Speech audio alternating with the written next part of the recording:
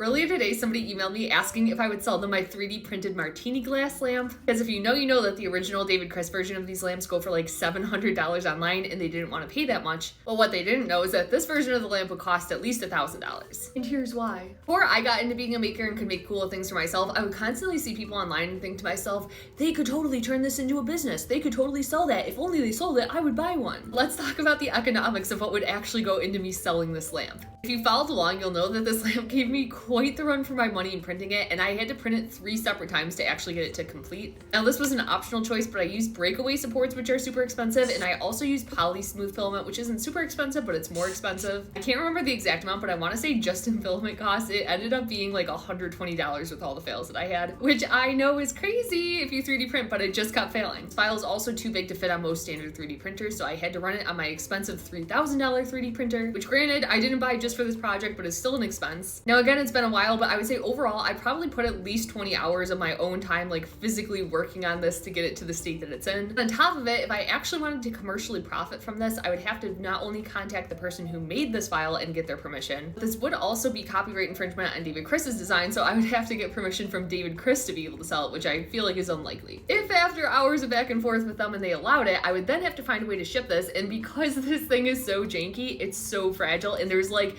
such a high likelihood that this would break in the mail. But let's even say that it didn't and it showed up like this.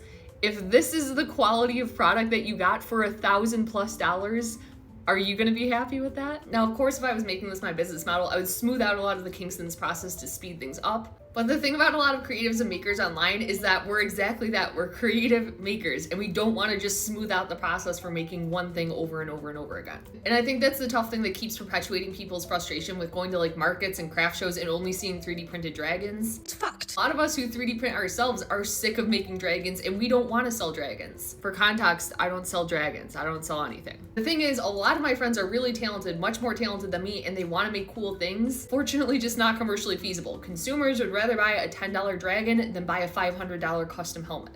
And the reality is, if you want to run a business, you got to run a business, not an art show. Anyway, that's why I don't sell stuff, and I think it's why a lot of other people don't sell stuff. But I am always flattered when you guys ask.